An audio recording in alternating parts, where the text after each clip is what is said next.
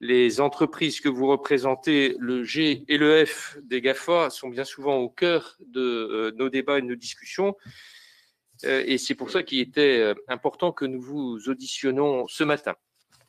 C'est en effet un souhait de notre commission de vous entendre ensemble et non pas comme à l'accoutumée sur tel sujet précis, mais plutôt sur l'ensemble de vos actions et les différents points sur lesquels vous êtes régulièrement cités.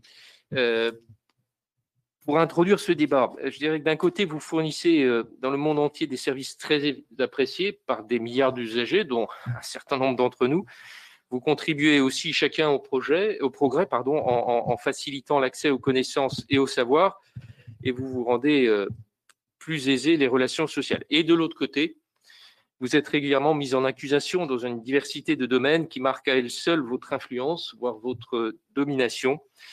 Respect de la vie privée, protection de la propriété intellectuelle, assèchement du marché publicitaire au détriment des médias traditionnels, création de bulles de filtre par un ciblage toujours plus précis des centres d'intérêt par des algorithmes pas toujours transparents, comme l'avait très bien relevé Catherine Morin-Desailly. En un mot, vous êtes présent dans de nombreux domaines qui concernent notre commission. Vous comprendrez bien que votre succès pratiquement sans équivalent, en tout cas dans cette ampleur, dans l'histoire économique, pousse les autorités publiques de tous les pays à se pencher sur la question de la régulation. Nous avons également pris bonne note des déclarations des présidents de vos sociétés qui ont déclaré être conscients des responsabilités qui pesaient sur eux, même si on doit noter que cette prise de conscience est à la fois et à chaque fois en réaction à un certain nombre de demandes, voire d'actions judiciaires. Pour reprendre une formule célèbre que Spiderman aurait empruntée à un décret de la Convention, non, c'est pas ce Spiderman-là, mais à la Convention du 8 mai 1793, avec de grands pouvoirs viennent de grandes responsabilités. Je propose donc que chacun d'entre vous, si vous en êtes d'accord, réalise une courte intervention. Je vous demanderai de la faire assez synthétique pour privilégier un format de questions-réponses, une courte intervention liminaire de 5 à 10 minutes pour nous préciser la manière dont vous réagissez face aux craintes et aux interrogations que suscite aujourd'hui votre place dans nos sociétés, encore renforcée par la pandémie. Je passerai ensuite la parole, bien sûr, aux sénatrices et aux sénateurs, en commençant par David Assouline, pour évoquer plus spécifiquement la question des droits voisins et des droits voisins des éditeurs et des agences de presse. Je vous propose, il n'y a pas eu de tirage au sort, mais je pense que ça ne posera aucun problème, de commencer par M. Missoff de Google et puis ensuite M. Battesti pour Facebook. Je demanderai de rester dans ce créneau de 5 à 10 minutes parce que je n'en doute pas, de nombreuses questions de la part des sénateurs et des sénatrices. Monsieur le Président, merci pour mon introduction. Mesdames et Messieurs les sénateurs, merci de nous recevoir aujourd'hui. Merci pour cette opportunité d'échanger. Nous savons combien votre commission et le Sénat est engagé sur l'ensemble des questions touchant au numérique, et vous l'avez évoqué, cette liste est longue. Il nous a semblé très important, avec Benoît Tabaka, de venir aujourd'hui répondre de vive voix à toutes les interrogations que vous pouvez avoir sur les différents sujets dont nous voulons parler aujourd'hui. Alors peut-être juste quelques mots avant de rentrer dans le vif du sujet, sur les sujets de la culture en particulier. Je tenais à vous redire, au nom des 1200 collaborateurs de Google en France, combien nous nous sommes mobilisés pour affronter la crise sanitaire en contribuant dans tous les territoires à l'information des Français et à leur appropriation des outils du numérique dont on a vu combien on en avait besoin dans ces mois difficiles. En effet, nous sommes absolument convaincus, vous le rappeliez, que la réussite n'est pas celle de la technologie. La réussite passe par celle des femmes et des hommes qui savent s'approprier cette technologie. Et nous avons donc fait de la formation aux outils du numérique dans les territoires une priorité. Avec 300 partenaires locaux, les chambres de commerce, les agences Pôle emploi, les chambres de métiers et d'artisanat, les offices du tourisme, les universités, nous avons été dans plus de 270 villes en France pour former plus de 600 000 personnes depuis 2012. C'est un engagement très important pour nous et c'est vrai pour les utilisateurs au quotidien comme pour les PME, les entreprises, pour vraiment s'approprier ces outils. Pour entrer dans le cœur du sujet, sur les sujets liés à la culture en France, nous savons ce que nous devons à l'exception culturelle française. Nous sommes fiers de contribuer à son rayonnement. C'est vrai à l'international, puisque la moitié du temps de visionnage des créations françaises sur YouTube se fait aujourd'hui à l'étranger. C'est vrai en France, nous avons contribué à mettre en contact un certain nombre d'acteurs de la vie culturelle avec des nouvelles audiences. On peut prendre l'exemple d'Arte, qui a pu conquérir de nouveaux publics. L'âge moyen du téléspectateur d'Arte sur YouTube est d'environ 35 ans, compte 50 ans sur le site ou 63 ans à l'antenne. Ils ont presque 2 millions d'abonnés aujourd'hui sur la chaîne. On voit combien ces nouveaux moyens ont permis de continuer à garder le lien avec ces nouvelles audiences. Mais nous savons aussi, vous le rappeliez, combien le numérique a bouleversé la culture. L'équilibre à trouver entre le secteur culturel et le secteur du numérique dépasse bien sûr notre seule entreprise, mais pour ce qui est de Google, nous avons toujours eu à cœur de comprendre les enjeux, d'écouter les inquiétudes et à chaque fois de nous mobiliser pour trouver des solutions. Google est aujourd'hui une entreprise internationale, c'est une entreprise multilocale qui est implémentée en France depuis 18 ans et qui a su donner de plus en plus d'autonomie aux équipes dans chaque pays afin de répondre à des enjeux locaux spécifiques. J'ai rejoint Google il y a 15 ans et j'ai vraiment pu voir cette évolution, et en particulier depuis 4 ans en France, où j'ai pris mes responsabilités, combien nous avions cette autonomie pour répondre à ces enjeux spécifiques. Cela nous a permis de travailler en étroite collaboration avec les acteurs de la culture. Sans grande déclaration, nous avançons pas à pas. Cela prend du temps, nous en sommes pleinement conscients, et cela nécessite de multiplier des relations sereines, construites et pragmatiques. Mais nous avançons et nous sommes fiers de nous différencier sur ce point-là. Avant de terminer, je vais juste peut-être partager 3 exemples qui illustrent cet engagement. Je vais vous parler brièvement de ce que nous avons fait sur la valorisation du patrimoine, de la protection du droit d'auteur et bien sûr parler de la question des éditeurs et des agences de presse dans le cadre des droits voisins. Alors cet engagement pour la valorisation du patrimoine, nous y contribuons en France avec Google Art and Culture, qui depuis sa création en 2011 a installé une équipe d'une 30aine de personnes qui est basée en France et qui développe des solutions qui permettent d'explorer en ligne l'art, l'histoire et les merveilles du monde. Vous pouvez aller du plafond de Chagall à l'Opéra Garnier en passant par la Galerie des Glaces du Château de Versailles. Nous avons numérisé des kilomètres carrés de boiseries et d'espace, ou enfin aller dans la grotte Chauvet. Je vous invite par exemple à vous immerger dans le travail de l'œuvre de Kandinsky avec une expérience entièrement numérique que nous avions coproduite avec le Centre Pompidou quand les musées étaient fermés. Cela passe aussi par un engagement pour la protection du droit d'auteur. Depuis plus de 10 ans, nous avons su nouer des accords avec la SACEM, avec la SACD, avec la SCAM pour l'usage de leurs œuvres protégées. Et puis il y a quelques semaines, nous avons noué un partenariat très important avec l'ADAGP et avec la CEF pour les 10 prochaines années. Ce programme inclut une licence pour l'utilisation en France des œuvres de leur répertoire, et puis il va plus loin avec un fonds pour les artistes membres qui est destiné à soutenir et rémunérer les auteurs des arts graphiques, plastiques et photographiques. Le ministère de la Culture nous a félicité de cette étape. La protection du droit d'auteur, c'est aussi la lutte contre le piratage. YouTube a développé dès 2007 un outil nommé Content ID qui fait référence en matière de reconnaissance automatisée de contenu et de lutte contre le piratage. Nous avons investi à ce jour plus de 100 millions de dollars dans le développement de Content ID. Nous sommes en période de l'euro. Vous pouvez imaginer qu'à chaque fois qu'un but est marqué par telle ou telle équipe, il y a une tentation par quelqu'un de prendre un extrait de cette vidéo-là, de la mettre sur YouTube en temps réel. Nous recevons le flux depuis les ayants droit et ces vidéos ne vont pas sur YouTube et sont enlevées directement car nous avons l'empreinte de cette vidéo qui permet d'être enlevée. Cela jouait un rôle considérable dans la protection du droit d'auteur et c'est un des outils dont nous sommes le plus fiers. Et puis en France, on a été plus loin sur ce sujet-là avec la signature en 2017 d'un accord avec l'association de lutte contre la piraterie audiovisuelle, l'ALPA, sous l'égide du CNC, pour lutter plus efficacement contre le piratage en ligne, ce qui nous a permis d'avoir l'intégralité du catalogue de Gaumont et d'autres pour protéger encore mieux les différentes œuvres.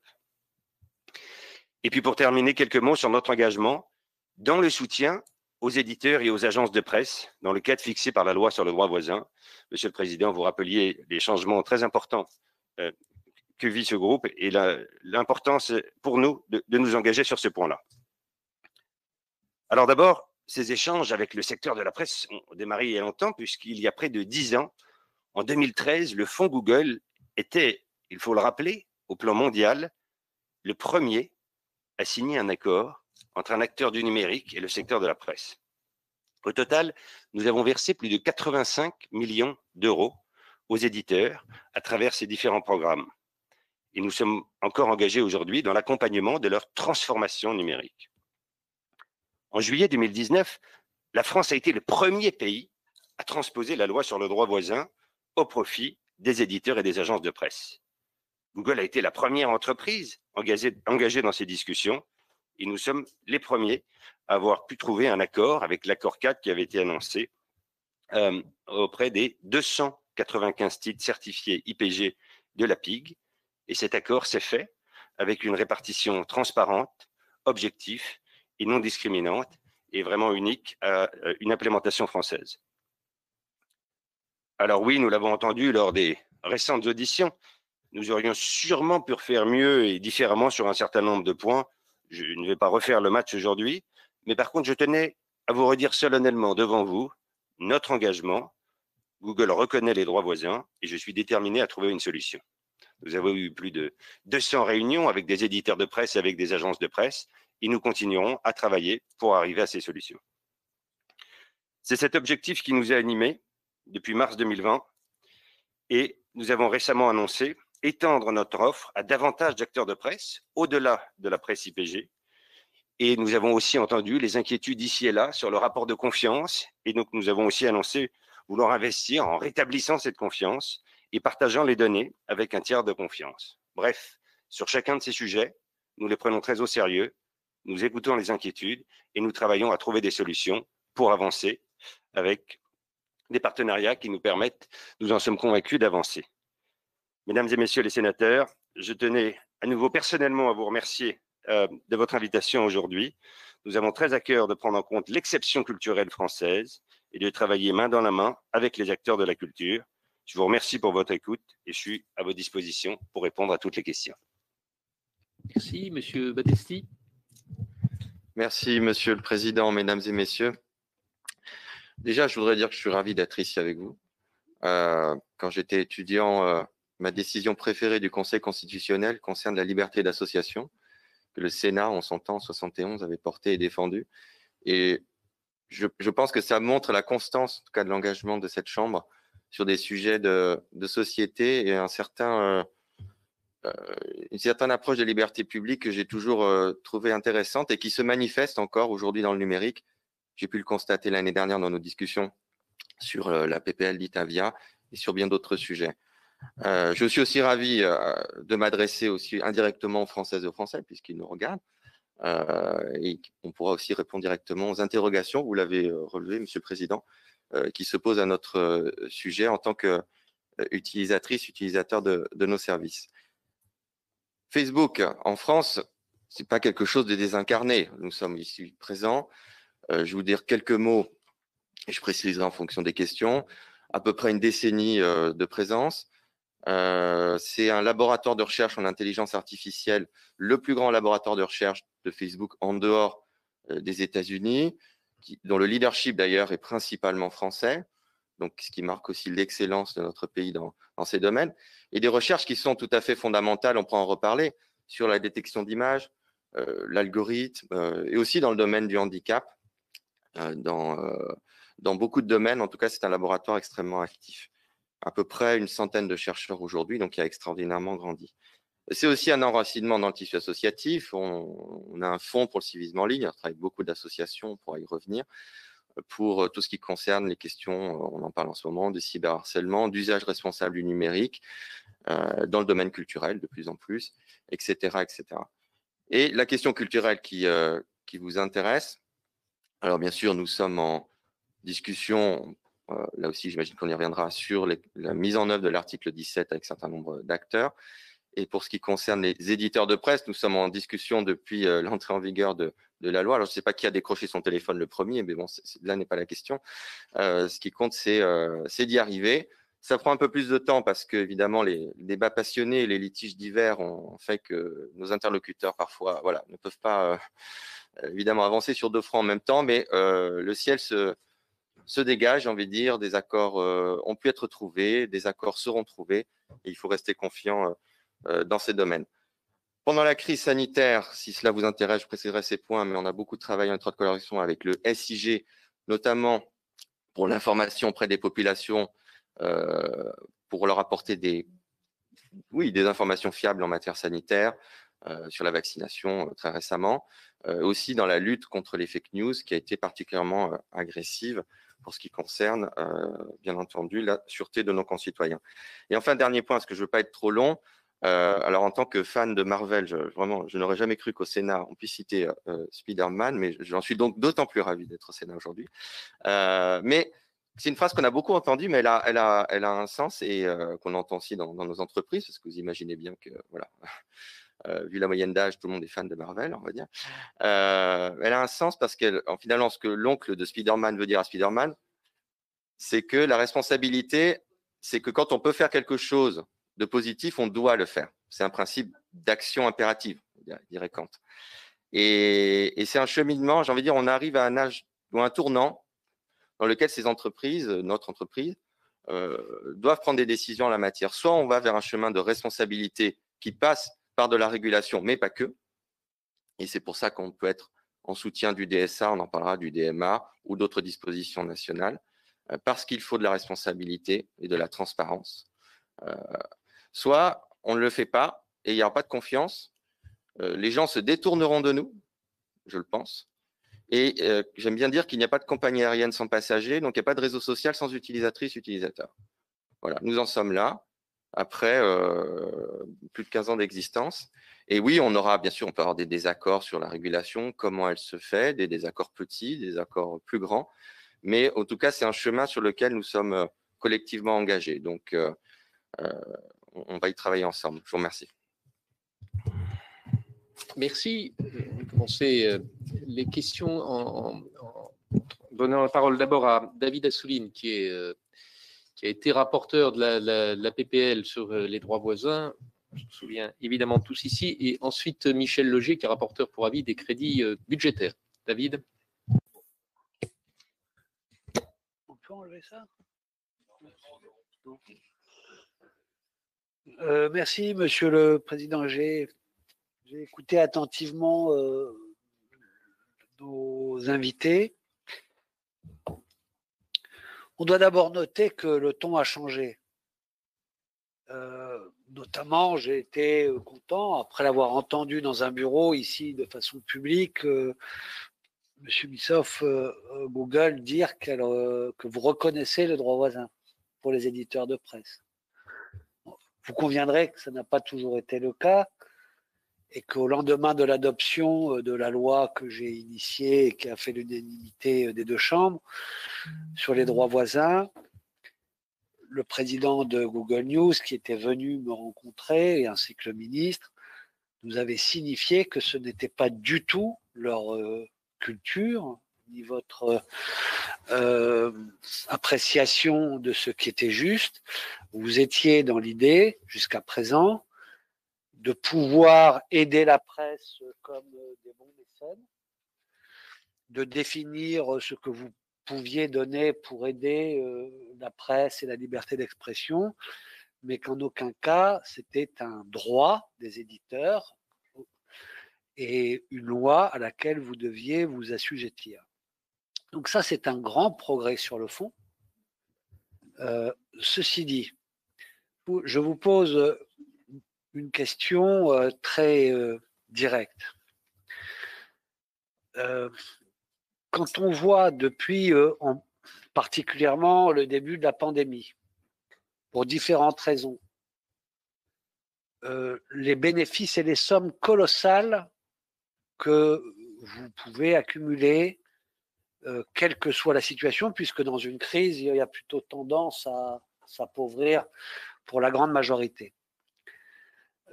Pensez-vous vraiment, même si je n'ai pas la somme d'un accord secret, d'ailleurs c'est ça le problème, que vous avez pu passer avec une petite partie de la presse française, sont ridicules. C'est-à-dire que c'est à peu près ce que la France devrait avoir par rapport à vos engagements mondiaux dits il y a près de 2 ans. Vous aviez dit on va donner 1 milliard à la presse dans le monde. C'est pas terrible, hein, vu les sommes en jeu. La somme française correspond à une division de ces 1 milliard à la hauteur de la population française. Vous imaginez. Donc, le problème, au-delà de la somme, c'est qu'il y ait une règle et que l'ensemble de la presse puisse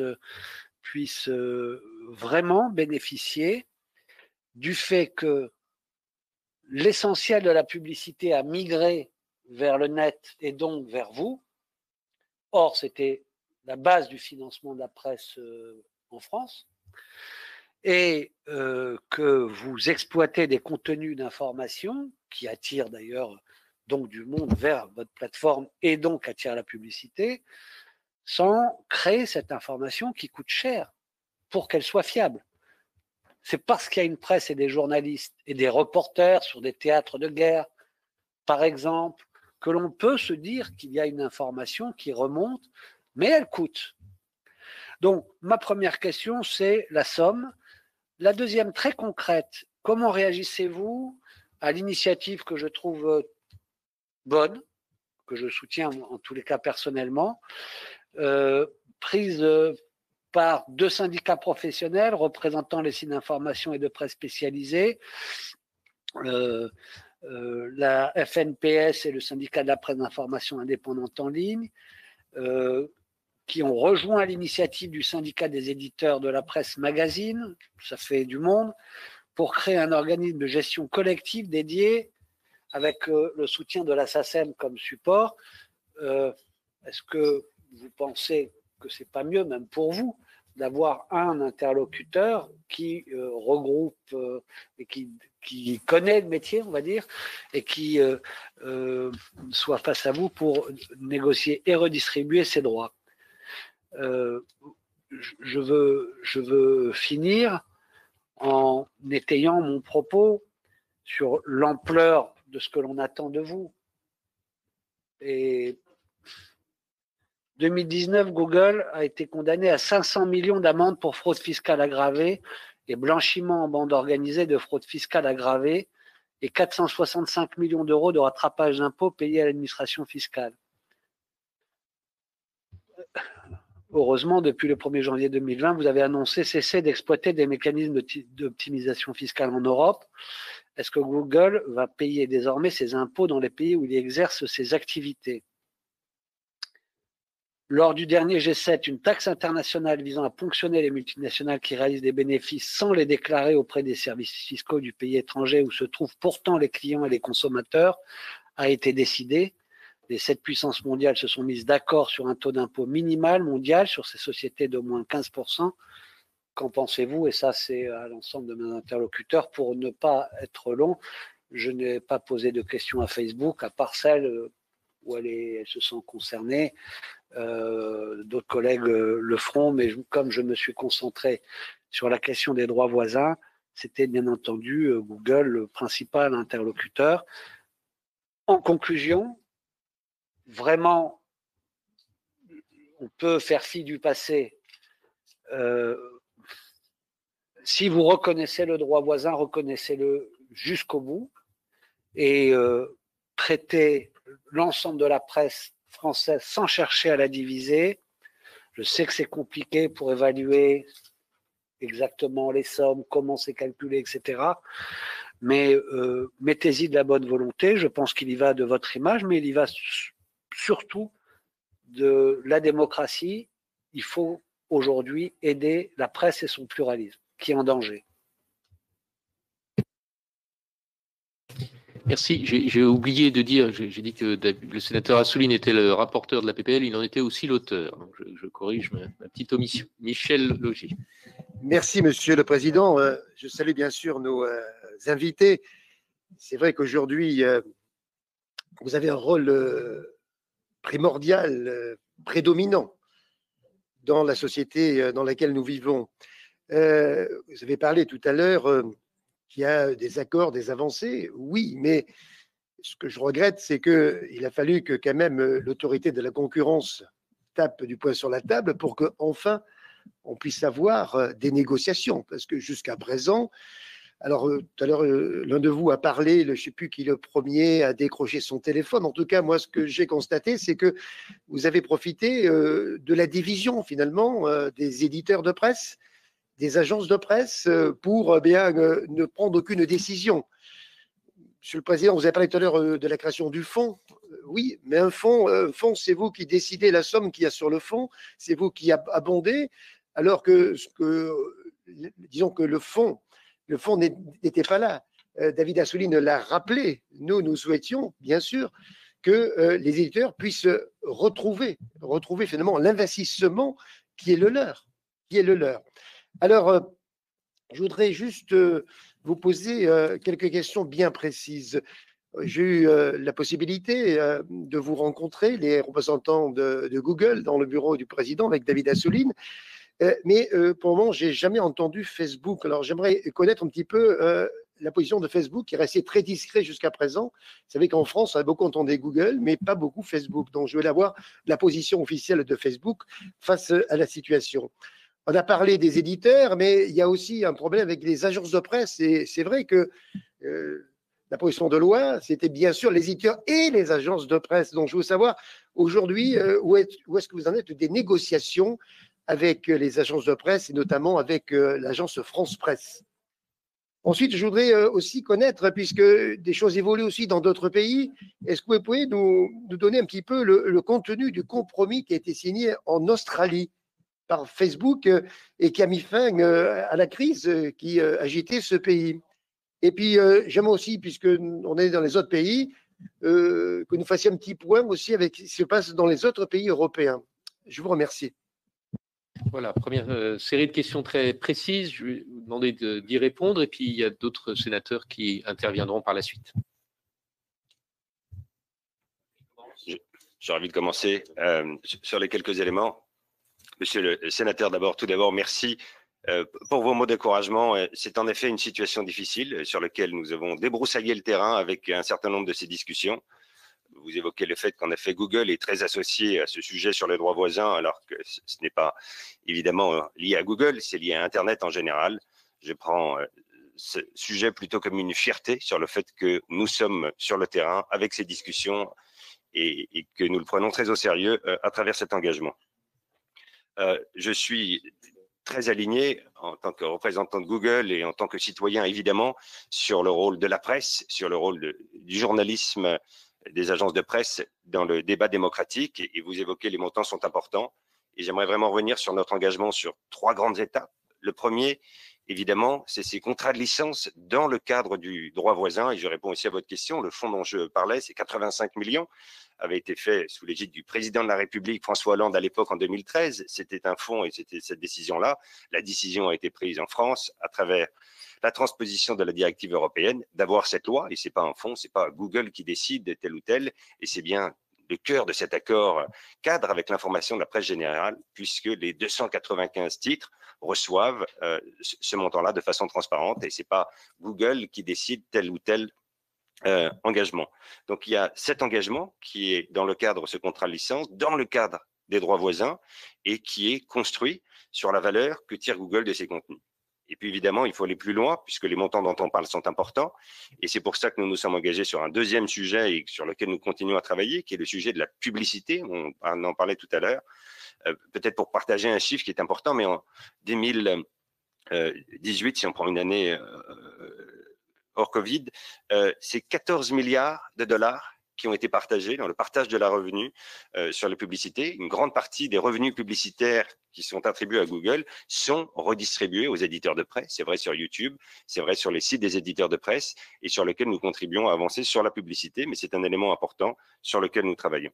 Et puis le troisième sujet, de plus en plus, on voit cette piste de plus en plus particulièrement importante, c'est le sujet des abonnements qui permettent aujourd'hui, on le voit, un certain nombre de journaux de devenir rentables, et on a travaillé sur un certain nombre de programmes pour enlever les frictions, pour investir sur ce sujet, avec la conviction que ça va être un pilier très important. On a fait un premier pilote avec Le Monde et on a partagé ce chiffre que quasiment 40% de ces nouveaux abonnements venaient de ce programme. On a réussi à rajouter 40% d'abonnements numériques en plus et la conviction qu'on avait avancé. Donc, pour répondre à votre question, nous prenons ce sujet au sérieux. C'est vrai dans le cadre du respect des droits voisins, mais c'est vrai en allant plus loin avec les montants de la publicité et tout ce que nous faisons pour investir sur cet écosystème. Et c'est vrai avec les sujets des abonnements. Et c'est vrai sur un certain nombre de points. On continuera à travailler sur des fonds pour essayer de continuer à innover sur des nouvelles pistes. Un certain nombre de projets qui ont été faits, vivent encore, ont permis de faire des tests pour un certain nombre d'éditeurs de presse. Et on a la conviction que c'est aussi un moment où il faut tester un certain nombre d'éléments. Et peut-être Benoît Tabaka sur la question spécifique sur la fiscalité. Effectivement, pour répondre à monsieur le sénateur Assouline, sur la question de la fiscalité, vous l'avez rappelé, on a eu énormément de débats et de discussions avec l'administration fiscale pendant des années. Il y a eu des contentieux perdus, gagnés. À la fin, ça s'est soldé par un accord avec l'administration fiscale qui a résolu la question du passé. Sur la question du présent, vous le savez, une taxe sur les services numériques a été votée et est entrée en vigueur le 1er janvier 2019 et on la paye. Donc, tous les ans, on paye la taxe sur les services numériques. Et pour nous, cette taxe, on est complètement dans la logique du ministre de l'économie, qui est de dire que c'est une taxe qui doit derrière aboutir à une réforme fiscale. Et c'est vrai que cette réforme fiscale qui a été marquée fortement par une avancée assez notable avec le G7 est quelque chose qu'on soutient. Depuis 2012, on demande et régulièrement, publiquement, on participe aux discussions de l'OCDE pour faire avancer cette réforme fiscale parce qu'on a conscience qu'aujourd'hui, le numérique a mis en avant qu'un certain nombre de dispositifs fiscaux qui avaient été établis on va dire il y a 20 ou 30 ans, ne peuvent plus fonctionner de la même manière. Donc on est complètement aligné sur l'objectif d'avoir une réforme fiscale des multinationales. On est complètement aligné sur l'idée qu'il faut sans doute se poser la question de savoir comment est redistribué l'impôt, puisqu'aujourd'hui, nous, 82% de notre impôt que l'on paye, il est versé aux États-Unis. Et donc la question est légitime de savoir est-ce que ce montant-là d'impôt payé aux États-Unis ou dans les autres territoires doit être redistribué autrement. Donc on est complètement aligné sur l'idée qu'il faut aboutir là-dessus et aboutir rapidement. Et tu voulais dire un mot sur les agences de presse pour répondre au sénateur Laugier? Bien sûr. Deux éléments sur les agences de presse. Le premier, c'est que nous avons signé un accord déjà avec Reuters. Nous prenons ce sujet au sérieux. Nous travaillons avec elles. Sur les sujets liés avec les agences de presse en France, nous avons eu un certain nombre de discussions avec des agences de presse et une en particulier. Les discussions avancent et de nouveau, on mobilise toutes les équipes pour arriver, je l'espère, à trouver un accord rapidement. Oui, sur l'initiative de la création d'un organisme de gestion collective, je crois que vous ayez répondu. Nous avons vu l'annonce. Évidemment, à partir du moment où on est déterminé à trouver une solution et qu'on est à l'écoute, c'est s'écouter. Donc, si c'est le choix que font un certain nombre de groupes et qui pensent que c'est la meilleure solution, nous les rencontrerons et nous ferons en sorte d'avancer sur ces solutions. C'est prématuré, on ne les a pas encore rencontrés pour que je vous donne d'éléments, mais de nouveau, on s'inscrit dans une démarche pour trouver la solution le plus rapidement possible. Bien sûr. Micro, parce que nous sommes... Si vous pouvez préciser dans votre réponse sur les agences de presse, votre position, vous reconnaissez bien que les agences de presse rentrent bien dans le champ du droit voisin que vous acceptez. Enfin, nous avons eu ces discussions avec les agences de presse. Nous reconnaissons évidemment les publications de presse des agences de presse et sur ce montant-là, nous avons ces discussions. Monsieur Battesti, pour Facebook. Bien sûr. Rapidement, sur la question de la négociation collective, il va sans dire qu'on négocie avec toute entité ou groupement qui se présente à nous. Je comprends que de l'autre côté du miroir, il y a certains éditeurs qui souhaitent négocier collectivement et aussi individuellement avec les entreprises. Donc, essayons de garder un cadre qui permette à chacun de de négocier de la meilleure façon possible. Mais sinon, je n'ai pas d'autres commentaires sur la création d'un nouvel organisme. C'est comme la fusion entre l'ADOPI et le CLSA. Voilà, on travaille déjà avec les deux. Si ça crée l'ARCOM, tant mieux. Voilà. Donc, on est dans un certain sens historique qui, pour moi, ne suscite pas plus de commentaires. La question de la presse aussi, pour y revenir nous concernant, et pour être très clair, je suis navré si on a été discret, mais ce n'était pas vraiment volontaire. On a déjà des relations, je dirais, avant l'entrée en vigueur du droit voisin, on a eu beaucoup de relations avec le secteur pour ce qui est de l'acquisition de nouveaux abonnés, et je vais y venir, c'est-à-dire un programme d'accompagnement permettant quand même aux éditeurs de toucher notamment des cibles plus jeunes qui ont vocation à s'abonner aux journaux, et je pense qu'on souhaite tous ici que les jeunes bénéficient d'une information de qualité. Et ensuite, donc, est entrée en vigueur la loi sur les droits voisins. C'est assez simple, en fait, je pense. Pourquoi? Parce que simplement, on a annoncé quand la loi est entrée en vigueur qu'on allait lancer un nouveau produit dédié à la news, si on peut dire. Donc, c'est une section à l'intérieur de Facebook qui est déjà un produit qui existe aux États-Unis, qui existe en Allemagne, qui existe au Royaume-Uni, il me semble. Et donc, qui vise à quoi? Simplement à rémunérer le contenu des éditeurs qui se trouveront dans cette section Facebook News, qui présente plusieurs intérêts pour l'utilisateur, parce que c'est un accès facile à de l'information de qualité. On reparlera peut-être des fake news, mais c'est quand même important. Et donc, à l'intérieur de ce produit, les contenus seront rémunérés, pour répondre à votre question. Voilà. Ça concerne bien sûr le droit voisin, mais pas que, à la limite. Parce que le droit voisin, c'est une réponse juridique à un problème particulier qui fait partie d'un dispositif visant à assurer ces transferts de valeur. Mais rien n'empêche quelque part d'avoir d'autres mécanismes de transfert de valeur. Et aujourd'hui, la question qui est posée aussi, c'est celle de finalement comment on migre vers le numérique. Et la presse vit de la publicité en ligne et de l'abonnement. Bon, l'abonnement doit s'accroître et aussi la publicité en ligne doit s'accroître aussi du côté des éditeurs. Simplement, objectivement, de ce que je comprends, c'est compliqué, c'est assez inégal. Et aussi, j'attire l'attention du législateur sur un certain nombre de débats juridiques qui concernent les cookies et autres dispositifs de publicité en ligne au niveau européen et national, qui viennent quelque part un peu, il faut trouver les équilibres, mais un peu contrarier ces ambitions en matière de publicité en ligne. Et donc, c'est quelque chose qu'il faut, c'est une discussion dans laquelle, bien sûr, nous sommes impliqués parce que spontanément, on se tourne vers nous dès qu'on parle de publicité en ligne, mais ça concerne aussi ce secteur et tout autre secteur économique qui vit de la publicité en ligne et de la publicité en ligne. C'est pas un mot tabou, ciblé, voilà. Et c'est parce que c'est une publicité qui a de la valeur et donc qui peut générer de la valeur pour aussi les éditeurs de presse. Donc c'est un chemin, mais sur lequel je pense il convient d'attirer votre attention. Donc nos négociations, je l'ai dit, se poursuivent. Voilà, on n'a pas eu de problème de litige juridique. Ça nous arrive d'en avoir sur d'autres sujets, il n'a échappé à personne. Mais pour ce qui concerne l'autorité de la concurrence dans ce cas, cela ne nous concerne en rien. Voilà, donc les négociations continuent. On n'a pas eu de problème avec l'autorité sur ce point précis. Simplement, évidemment, ça, vous l'imaginez, les ressources humaines et diverses sont parfois limitées. Donc, ça a forcément peut-être un peu ralenti ces processus. Mais comme je vous l'ai dit tout à l'heure, voilà, le tout, c'est d'y arriver. On va y arriver dès cette année. Je vais être très confiant. Je ne veux pas oublier l'Australie. L'Australie, c'est, je pense, une situation particulière très différente de la France. Dans lequel, en plus, l'entreprise de M. Murdoch a joué un rôle évidemment prépondérant. On part d'une situation où peut-être il n'y avait rien. Et donc, il a fallu peut-être créer, je dirais, une sorte d'électrochoc juridique visant à provoquer ces rapprochements.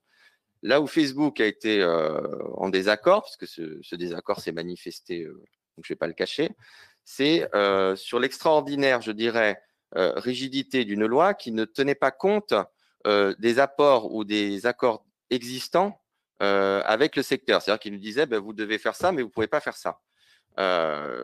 Ça a posé une situation assez tendue. On peut le regretter parce que c'est vraiment pas, je dirais, moi, je n'ai pas mémoire d'un autre exemple et je n'aimerais pas personnellement vivre une telle situation. En tout cas, l'important, c'est qu'un accord a été trouvé qui vise à amender la loi dans un sens qui tient compte, je dirais, des actions et des apports de valeur déjà établis pour la presse australienne. Et donc, voilà, les choses, je veux dire, ont avancé. Mais la leçon que j'en tire, c'est que il faut jamais en arriver là. Voilà. C'est forcément un constat d'échec. Et à l'inverse, moi, je trouve qu'en Europe, et particulièrement en France, et je terminerai sur ce point, il y a un côté précurseur dans ce domaine comme dans d'autres. Et je pense quand même que notre entreprise s'inscrit dans ce côté précurseur, c'est-à-dire dans une démarche de dialogue. Comme je dis, c'est pas toujours facile. Hein. Il ne s'agit pas aujourd'hui de dire que tout va bien, tout est facile, mais en tout cas qui est toujours, je pense, franc mais cordial et qui permet d'avancer puisque finalement, voilà, les choses se font. Et j'ai pas de doute qu'elles se feront dans ces domaines. Voilà, si vous avez d'autres questions, je suis à votre disposition, bien sûr, pour en parler.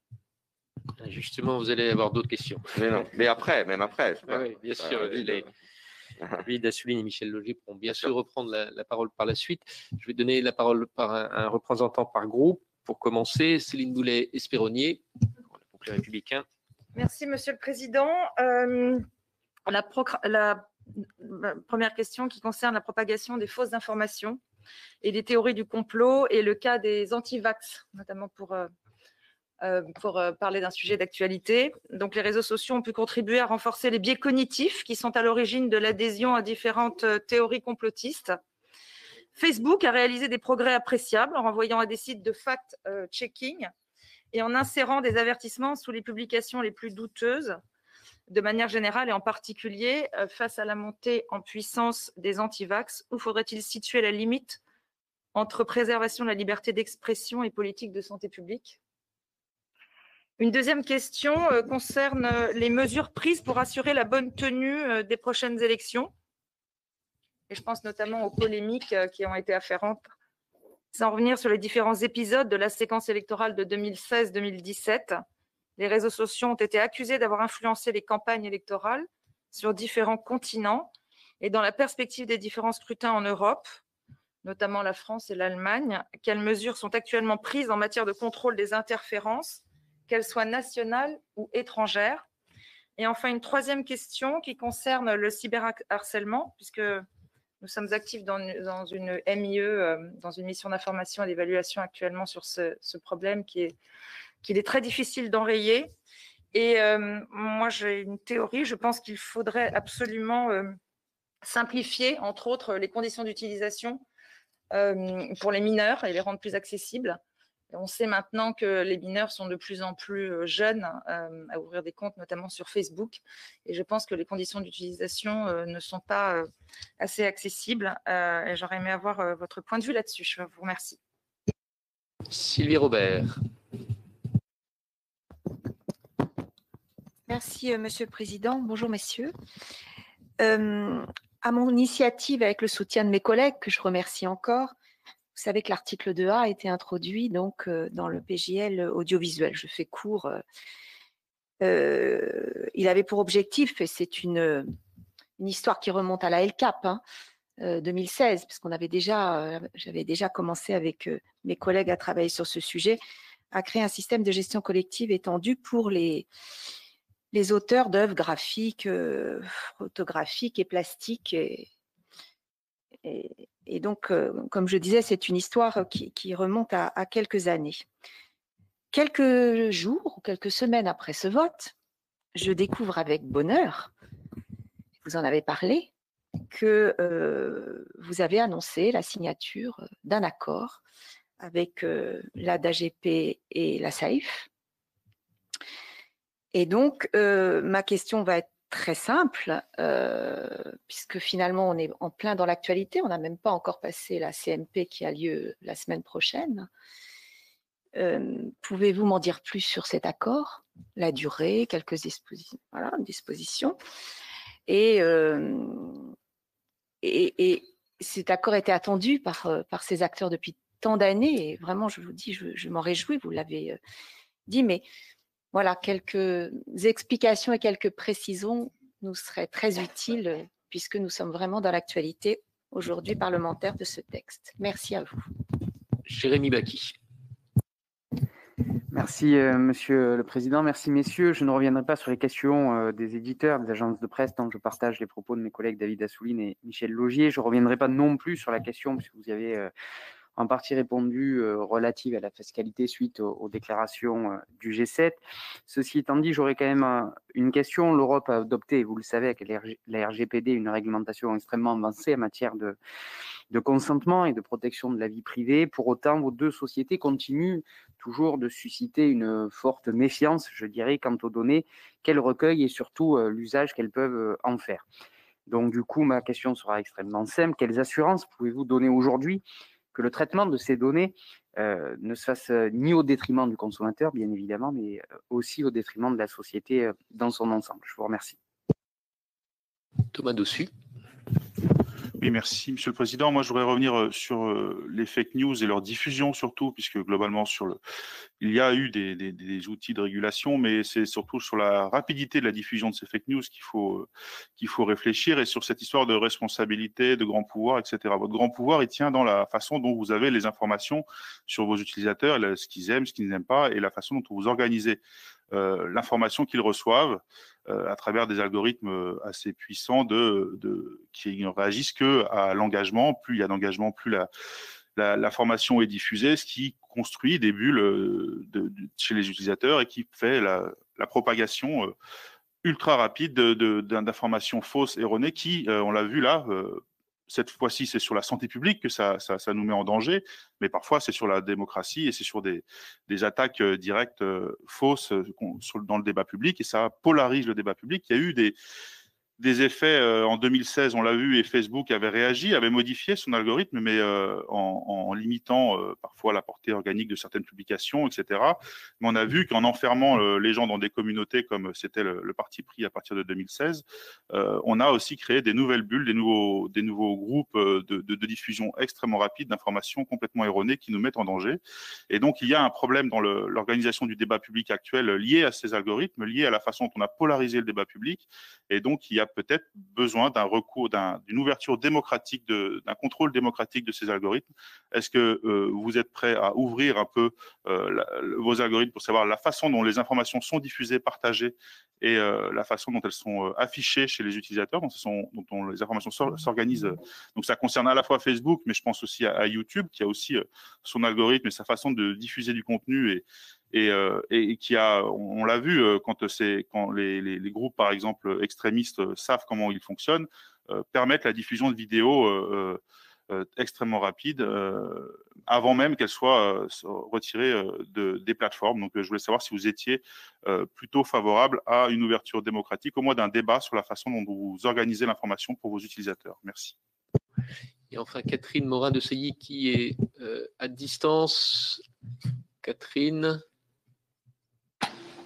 Vous m'entendez? Oui, très bien. Oui, bonjour à toutes et à tous. Alors, je voudrais prolonger les questions de mes collègues et poser des questions plus structurelles peut-être, qui complètent ce qui a été dit. Vous parlez les uns comme les autres d'avancer, de volonté de transparence, d'une responsabilité nécessaire pour conserver la confiance. C'est un mot que vous avez évoqué, la confiance des utilisateurs, en évoquant en effet ce risque de disruption et bien sûr d'abandon des plateformes à terme si les choses n'étaient pas corrigées. Alors, moi, je voudrais revenir dans la réalité des faits et vous poser la question suivante. Quelle garantie en réalité pouvez-vous donner, au-delà de ce qui va bien sûr être imposé en termes de régulation à travers le Digital Services Act et le Digital Market Act, sur le modèle économique inhérent à vos plateformes? Parce que le modèle économique repose très largement aujourd'hui sur la captation et le profilage de données.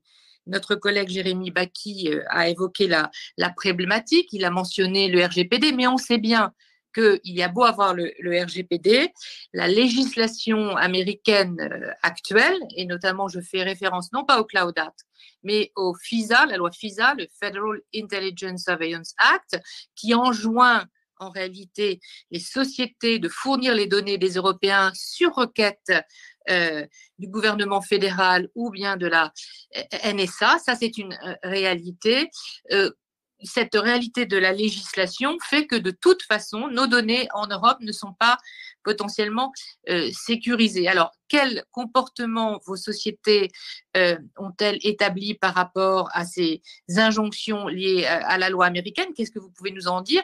Je rappelle que la Cour de justice de l'Union européenne, l'été dernier, a invalidé l'accord de transfert de données des Européens vers les États-Unis, le Privacy Shield, précisément à cause de la loi FISA. Donc, on voit bien ici la fragilité juridique sur laquelle, finalement, repose aussi l'exécution de votre modèle économique. Donc, que pouvez-vous nous dire pour nous rassurer? Par ailleurs, le modèle économique est basé sur des algorithmes qui restent opaques dans la façon dont les contenus peuvent être aussi mis en avant, et je pense notamment à la presse pour le bon exercice démocratique. Que pouvez-vous nous en dire également? Et puis, enfin, est-ce que vous pourriez nous expliquer ce qui s'est passé quand on sait que Thierry Breton, au moment où s'élaborait le texte Digital Services Act, donc Thierry Breton, notre commissaire responsable de l'économie digitale et du marché unique et de la cybersécurité, a dû exiger des excuses de Google suite à un travail qui était fait visiblement en interne chez Google pour contrecarrer la législation qui était en train de se penser et de se mettre en place. Ça a été révélé par un quotidien français. Ce texte en interne, ce document, le DSA 60-D Update, ce document, on en a eu connaissance. Donc, Google a dû présenter ses excuses. Donc, quelle confiance peut-on avoir si d'emblée, alors que s'élabore cette législation européenne, il y a en interne chez Google des volontés de contrecarrer la législation. Donc, nous aimerions être rassurés et de savoir quelles dispositions, depuis que ça a été mis sur la place publique, ont été mises en œuvre chez Google pour, en effet, nous porter à être confiants. Je vous remercie de répondre à ces deux questions. Je vais vous laisser répondre à cette série de questions et il y a d'autres collègues qui interviendront par la suite. Qui commence? Monsieur Battesti. Bien, merci. J'ai noté plusieurs points. Je m'excuse par avance si j'en oublie, donc n'hésitez pas à me relancer. Pour ce qui concerne les anti-vax, il y a effectivement une politique de retrait de contenu particulièrement agressive qui est faite, puisque dès que vous publiez une publication qui dirait vaccinez-vous et vous aurez le cancer, c'est-à-dire toute chose qui n'est pas scientifiquement fondée par les agences de médecine et les sources autorisées, c'est du contenu qui est supprimé, tout simplement, tout comme tout autre traitement qui n'aurait pas fait la preuve de son efficacité et qui mettrait les gens en danger. Donc on a à peu près, là sur les derniers mois, 18 millions de contenus quand même dans le monde qui ont été retirés pour cette raison. Mais c'est un effort qui continue. Il faut à la fois promouvoir, vous l'avez mentionné, des sources de contenu crédibles, et c'est le travail qu'on fait avec le service d'information du gouvernement, et aussi retirer des contenus nocifs pour la population. Effectivement, il y a parfois des débats sur des contenus gris parce que des gens peuvent questionner l'efficacité d'un vaccin ou s'interroger sur la nécessité de se faire vacciner. Bon, voilà, on n'est pas tout à fait là dans le pur anti-vax, si j'ose dire, et ça peut parfois nécessiter une analyse un peu plus fine. Sur le cyberharcèlement, Madame la sénatrice, cet après-midi, je crois qu'il y a une réunion et quelqu'un de notre équipe sera présent pour vous apporter beaucoup plus de détails que je vais en faire. Mais c'est un point tout à fait légitime. J'ai envie de dire, les adultes ne lisent pas les CGU, les jeunes encore moins. Voilà, donc comment on arrive à faire pour que les CGU, les conditions d'utilisation, soient apparentes, comprises et rappelées, c'est un vrai défi. Donc on a travaillé sur deux choses. Sur des centres d'information adaptés à la fois aux jeunes, on pourra vous en faire démonstration, et aux parents, parce que c'est quand même très important, ils ont un rôle bien sûr dans tout ça. Et c'est en tout cas le travail qu'on fait aussi avec un certain nombre d'associations comme e-enfance ou Génération Numérique sur ces sujets. Pour ce qui est des jeunes de moins de 13 ans qui s'inscrivent, je veux le rappeler, puis si on m'écoute, ce sera l'occasion, on ne peut pas s'inscrire avant 13 ans. Voilà. Donc si on trouve un compte avant 13 ans, on le supprime. C'est rédhibitoire. On ne demande pas la carte d'identité à un jeune de 13 ans et demi pour savoir s'il peut s'inscrire. Ça soulèverait beaucoup de questions éthiques et légales qu'on ne pourra pas le temps de débattre aujourd'hui. Mais en tout cas, on ne peut pas s'inscrire avant 13 ans. Donc, je le rappelle, s'il y a des parents qui m'écoutent et leurs enfants, c'est vraiment important qu'ils le comprennent. Pour le RGPD, donc il est en vigueur depuis un certain nombre d'années maintenant, on va dire, on a un petit peu de recul. Ce qu'on remarque, en tout cas de notre point de vue, c'est que le régulateur ou les régulateurs européens ne nous laissent en rien tranquilles sur le sujet, et ils ont bien raison. Ça a été mentionné aussi, vu la masse de données que l'on traite, il est tout à fait normal qu'on soit en conformité, donc ça veut dire question de consentement, ça veut dire mettre en place en interne tout un tas de processus de, alors pardon pour l'anglicisme, je crois qu'il n'y a pas de traduction, l'accountability, c'est-à-dire avoir un data protection officer, documenter tout ce qu'on fait, faire du privacy by design. D'ailleurs, c'est aussi l'objet, on a eu, suite à l'affaire Cambridge, à signer des accords avec, de l'autre côté de l'Atlantique, le régulateur américain qui nous oblige à être extraordinairement transparent sur la fabrication de nouveaux produits. Donc, je veux dire, des deux côtés de l'Atlantique, aujourd'hui, de toute façon, il y a eu une montée en puissance de la régulation des données, et c'est très bien comme ça. Et on peut aussi remarquer que quand on ne respecte pas le RGPD, on risque 4% d'amende de son chiffre d'affaires. Donc, de toute façon, une entreprise qui ne respectera pas le RGPD, il n'y a aucun intérêt. Pour les raisons de confiance que je viens de mentionner, puisque les gens s'en iraient, et par ailleurs, pour les enquêtes et des sanctions extraordinairement désagréables. Donc, c'est vraiment quelque chose qui aujourd'hui voilà, ne suscite aucun débat. Il faut appliquer le RGPD. Après, on est dans des domaines techniques parfois assez subtil, donc il faut avoir des négociations ou des discussions avec les régulateurs, mais ça c'est l'avis d'une entreprise régulée qui parle à son régulateur, comme j'imagine les opérateurs de télécom avec l'ARCEP, etc. etc. J'attire quand même votre attention sur un point qui est sans aucune malice, c'est que dans la loi sur le piratage qui va faire l'objet de votre CMP bientôt, il y a une disposition qui concerne la capacité pour le PEREN, c'est-à-dire ce groupe d'experts du gouvernement, d'effectuer, pour des raisons qu'on peut discuter bien sûr, d'effectuer une collecte de données à des fins d'études auprès des plateformes, ce qu'on appelle pardon, en anglais du data scrapping quelque part. Je remarque que ça ne suscitait aucun débat, aucun avis de la CNIL, que ça passe un petit peu comme ça quelque part. Alors, si c'est fondé et que c'est nécessaire, parlons-en, ayons un débat, demandons à la CNIL ce qu'elle en pense. Mais vous voyez, la question des données, elle dépasse de loin la seule question de nos plateformes. Et ce n'est pas un petit sujet, quelque part. Et ça nécessite, je pense, j'en appelle, comme j'ai dit tout à l'heure, la sensibilité du Sénat sur ces sujets, à poser ces questions et à essayer de voir si ces dispositions, comme elles avaient été faites en matière fiscale il y a, je crois, 2 ans, est légitime, proportionnée, organisée, etc. etc. C'est une question, du moins, de la méthode. Et je ne veux pas être trop long, mais je vais continuer sur les données. La question du transfert aux États-Unis. Écoutez, de toute façon, Internet est ce qu'il est. La mondialisation est ce qu'elle est. Aujourd'hui, il y a des transferts de biens et de services des deux côtés de l'Atlantique qui impliquent des transferts de données. Donc, ça ne concerne pas que Facebook et d'autres entreprises. J'ai parfois entendu, vous êtes plus fort ou ouais, vous êtes au niveau des États. J'ai envie de dire, dans cette affaire, la preuve est faite que non. La preuve est faite que non, parce que nous devons respecter parfois des règles de souveraineté, puisqu'on est là dans l'exercice de la souveraineté, des deux côtés de l'Atlantique. Et donc, nous, ce qu'on souhaite, c'est quand même que ces transferts puissent continuer comme ils existaient dans le passé, avec des garanties supplémentaires, parce que de toute façon, on irait vers une disruption de biens et de services des deux côtés de l'Atlantique qui ne concerne pas que le secteur du numérique. Et donc, oui, ce n'est pas normal si la NSA a trop de pouvoir, que d'autres agences de renseignement, par ailleurs, du côté européen, soyons pas hypocrites, disposent de pouvoirs d'investigation, etc., etc.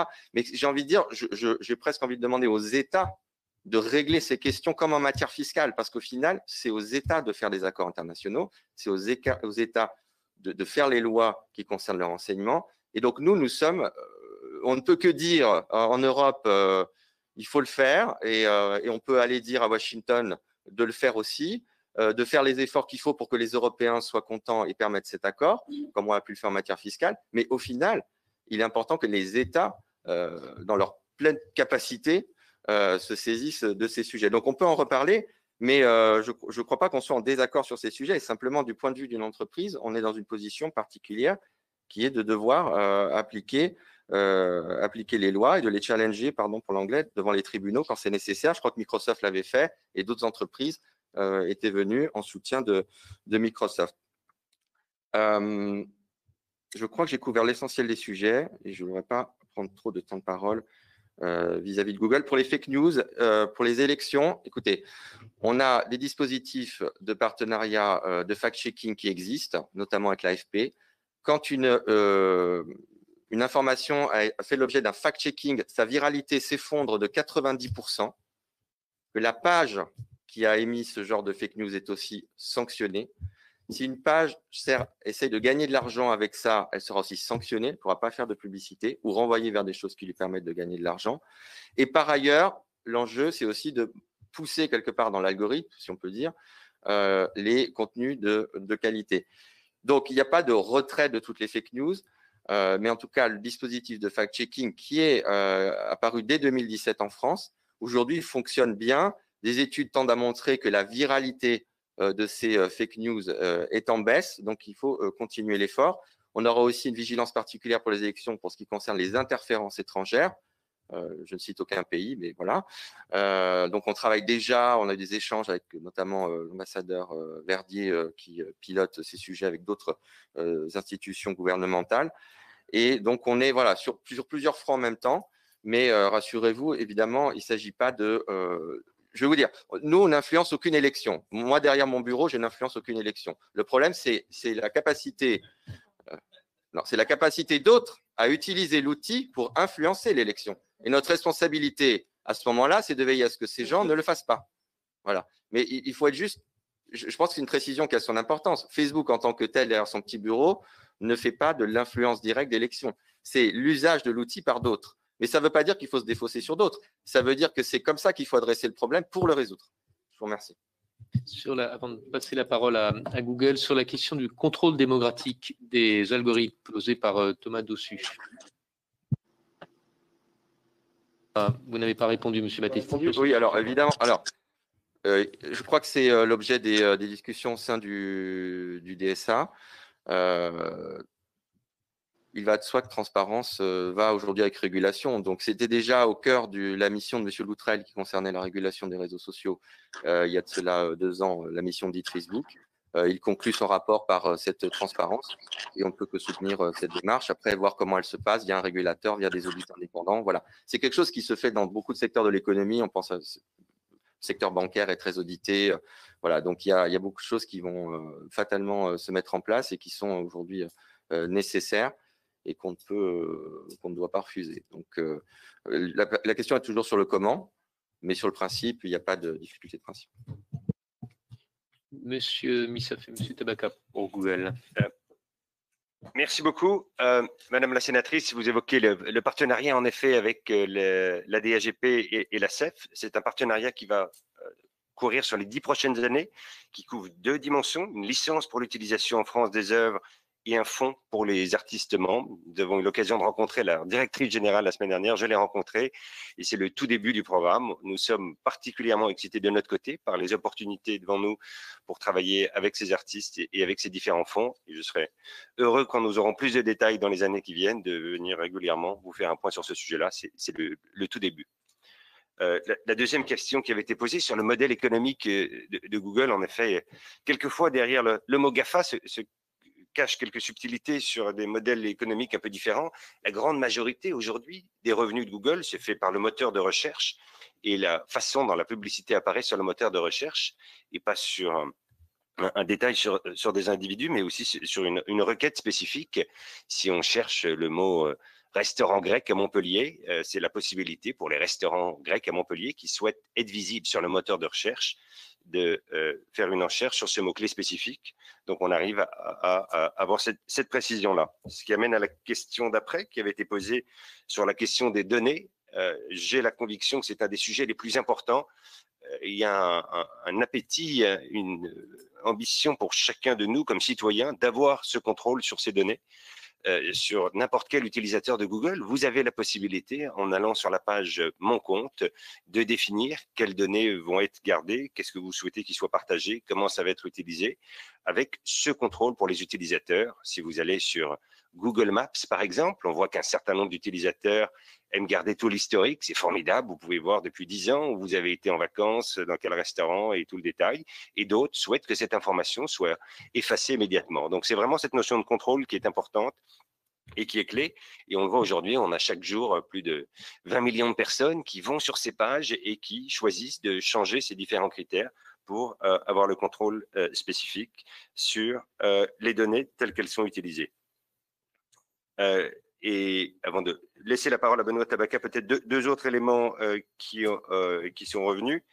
La question suivante était sur la question de cloud, sur lequel, là aussi, nous avons entendu les inquiétudes qui ont été évoquées. Nous avons mis en place, et nous l'avons annoncé il y a quelques mois, un partenariat avec OVH qui permet aujourd'hui, dans le cadre de cet accord, à faire en sorte que toutes les données qui vont être stockées en France par OVH et apporter les garanties de sécurité qui ont été évoqués tout à l'heure. Donc, je pense que ça, c'est le point le plus important sur la partie de cloud. Et la dernière question, Madame la sénatrice, Madame Morin-Desailly, sur le sujet de rétablir la confiance. On a parlé tout à l'heure des citations de Spider-Man. Nous aimons aussi citer la citation de Martin Luther King qui répétait: nous devons apprendre à vivre comme des frères ou nous mourrons comme des imbéciles. Et nous avons sur ce sujet-là la vocation à continuer à vraiment nous inscrire, à continuer à écouter, à être engagés avec vous pour trouver ces solutions. Nous y sommes engagés. Et je vais ajouter rapidement, compte tenu, je pense aussi du temps, plusieurs éléments. Pour finir sur la question des données, un des aspects aussi pour répondre à une des questions de Madame la sénatrice Morin-Desailly, sur le futur aussi et l'évolution des modèles. Et c'est assez intéressant à avoir en tête, c'est que le modèle, en fait, tel qu'on le connaît de la publicité, est en train de profondément évoluer et va évoluer dans les prochains mois et les prochaines années. Beaucoup d'entre vous ont entendu parler pendant les 20 dernières années du principe du cookie, ce petit fichier qui s'installe sur votre ordinateur et qui permet aux différents acteurs de la publicité de pouvoir récupérer un certain nombre d'informations afin de mieux personnaliser la publicité. Ces cookies vont progressivement disparaître. Côté Google, nous, on a annoncé que dans les prochains mois, dans les faits, on arrêtera de supporter le tracking publicitaire sur la base de cookies, de ne plus faire du tracking individuel, mais bien évidemment de remonter dans une autre logique, c'est-à-dire que la publicité personnalisée existera toujours, parce qu'elle apporte une valeur, notamment à la fois côté éditeur, parce que ça permet de générer pour les éditeurs, notamment de presse, mais différents sites internet, des revenus additionnels, mais aussi côté utilisateur, parce que ça permet d'éviter d'être trop harcelé toujours par la même publicité. Mais il ne faut plus que ce suivi se fasse sur l'individu et la personne. Et donc, on est en train de réfléchir, d'imaginer avec aussi, puisque ça concerne finalement le monde entier et l'ensemble des acteurs de la publicité, les solutions qu'on peut mettre en place là-dessus. Mais soyez sûrs que d'ici les 12-24 prochains mois, ce mécanisme-là disparaîtra progressivement d'Internet et de manière générale. Sur la question je vais revenir aussi sur votre question, Madame Morin-Desailly, sur le fameux document que vous évoquiez.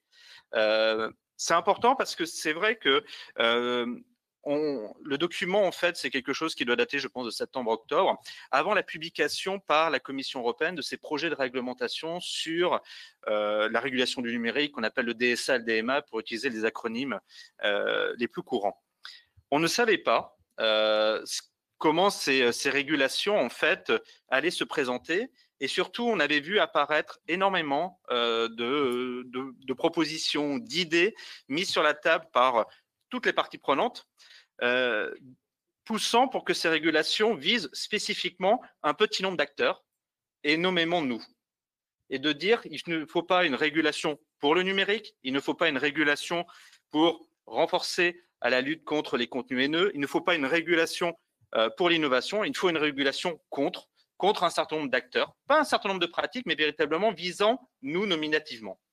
Quand le texte a été publié, et effectivement, Sundar Pichai l'a expliqué au commissaire européen Thierry Breton, on a été rassuré que ce n'était pas l'approche suivie par la Commission européenne et que son approche était d'avoir des règles destinées à renforcer la lutte contre les contenus problématiques, d'avoir des nouvelles règles en matière d'activité, de manière d'opérer sur le territoire européen et qui s'appliquaient de manière transversale à différentes entreprises. Il y a des effets de seuil, mais qui s'appliquaient de manière transversale à des entreprises, peu importe l'origine de l'entreprise, sa nationalité ou son nom. Et donc, c'est en cela, pour vous dire qu'est-ce qui a changé depuis. Ce qui a changé surtout, c'est qu'on est fortement engagé, notamment avec les régulateurs français qui travaillent sur la préparation de ces deux textes-là, avec des réunions très régulières, avec le partage de nos réflexions, le partage de nos propositions et des échanges collatéraux avec eux sur comment avancer. Et pour venir sur la question aussi de l'opacité et la supervision des algorithmes, qui est un point aussi important, aujourd'hui, il y a un acteur qu'on oublie, hélas, mais qui a un rôle important, c'est le CSA, et notamment sur la base des pouvoirs qui lui ont été confiés par la loi sur la lutte contre la désinformation. On remet chaque année un rapport annuel au CSA. On a des réunions régulières avec son comité, sa commission et ses membres. Et j'ai une pensée particulière pour Michel Léridon, qui était celle qui, au sein du CSA, et porté le sujet et avec qui on engageait quasiment tous les mois sur ce sujet-là. Et effectivement, on a déjà un travail qui est fait. Et si le sujet vous intéresse, notamment, il y avait un rapport qui a été rendu par le CSA sur les algorithmes, par exemple, de recommandations sur YouTube, qui fait écho à la question fake news. Et Anton en parlait, le PRN, c'est aussi un des acteurs qui vient en plus dans cet univers-là. On a aussi des échanges avec eux et on est engagé avec eux. Donc, je ne vais pas rajouter peut-être d'autres éléments. Sur les fake news, rapidement, pour ne pas dire qu'on élude la question, mais parce qu'on a des approches assez similaires. L'approche fake news et de lutte contre les fake news côté Google et YouTube est très claire, c'est que ces contenus n'ont pas vocation à être présents sur la plateforme. On a 3 actions qui sont assez simples. La première, c'est de retirer les contenus qui sont illégaux. Et ça, c'est le premier point, parce que c'est un point qu'on aime quand même rappeler, c'est que les contenus illégaux n'ont pas vocation à être sur notre plateforme. Et quand on les détecte, quand on est au courant, on les supprime. Deuxième élément, les contenus qui, sans être illégaux, posent problème, peuvent être retirés aussi parce qu'on a des règles claires. Et donc ça, c'est la première action, on va retirer. Le deuxième action, c'est que certains contenus vont être gris. Souvent, on dit un peu à la frontière. On ne sait pas comment les traiter. Ils ne sont pas illégaux. On ne peut pas avoir une action forte dessus. Et donc, pour cela, on va en fait les faire disparaître. On va en fait tout simplement en quelque sorte réduire la visibilité et la viralité de ces contenus-là et les rendre moins visibles. Et bien évidemment, le dernier point, c'est qu'en échange, qu'est-ce qu'on fait? On fait remonter un certain nombre de contenus que nous, on appelle faisant autorité. Par exemple, si vous cherchez aujourd'hui des informations sur le Covid, les premiers résultats dans YouTube, ça sera des vidéos de France 24, ça sera des vidéos du Monde, ça sera des informations du gouvernement, parce qu'on pense que sur un grand nombre de sujets, et pas uniquement les questions de fake news, mais sur un grand nombre de sujets, il faut d'abord privilégier les sources faisant autorité. Notre derniers intervenants, je vais vous demander d'être rapide dans les questions. Pierre-Antoine Lévy. Oui, Monsieur le Président, moi, c'est effectivement, vous avez déjà répondu, Monsieur Battisti, ça concernait les contenus haineux. Enfin, je voulais quand même vous parler peut-être d'une affaire qui est assez célèbre. C'était l'affaire Mila, de la jeune Mila, qui a subi sur les réseaux sociaux, donc sur Facebook et sur Twitter, un déferlement de messages haineux. Je crois que c'était plus de 200 à la minute. Donc, ce sont plus de centaines de milliers de messages d'insultes et de menaces, de morts qui ont été diffusés à son encontre. Devant de tels phénomènes, les autorités sont souvent désemparées et ne peuvent pas agir efficacement sans la coopération pleine et entière des plateformes numériques. Alors, vous avez répondu, mais je n'ai pas été très satisfait, je vous avoue, de la réponse. Est-ce que vous considérez que le nécessaire est fait afin de lutter contre ces phénomènes? On parlait tout à l'heure de l'âge limite pour ouvrir un compte sur Facebook. Bon, effectivement, il suffit de dire qu'on a 13 ans, voire 14 ans, alors qu'on en a 5 ou 6, et on ouvre un compte sur Facebook.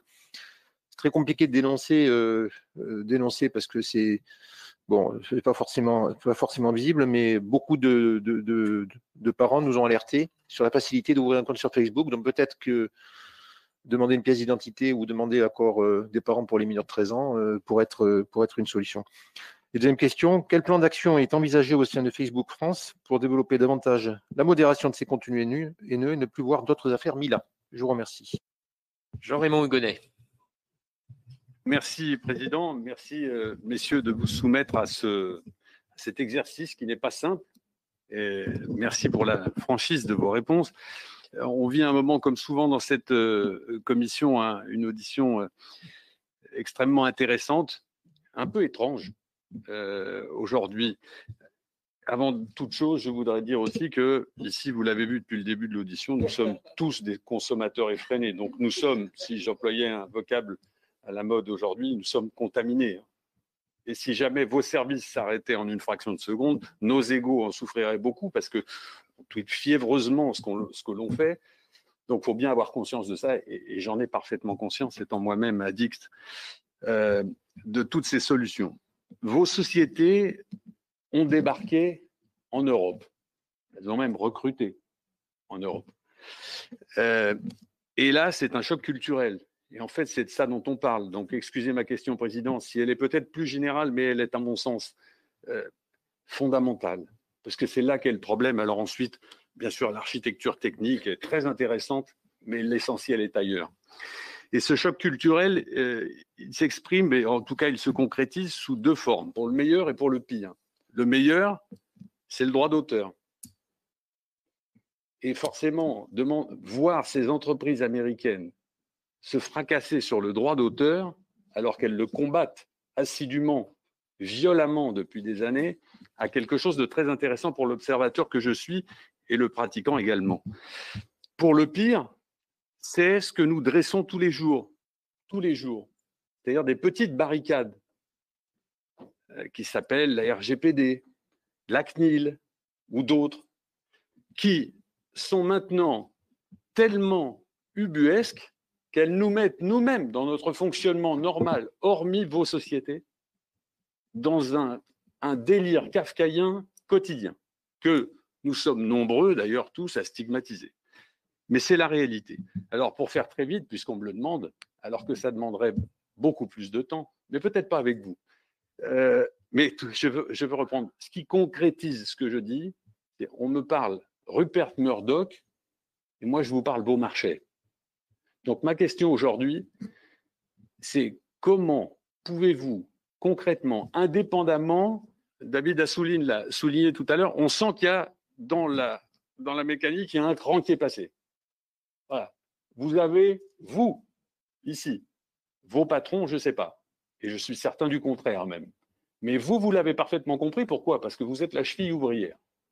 Et que vous avez compris que pour travailler ici, puisque vous êtes issu de ces cultures, il y a absolument besoin de le réserver. Ma question, c'est comment pensez-vous concrètement indiquer que vous vous adaptez à notre culture européenne et française en particulier, puisque nous sommes les fers de lance de cela.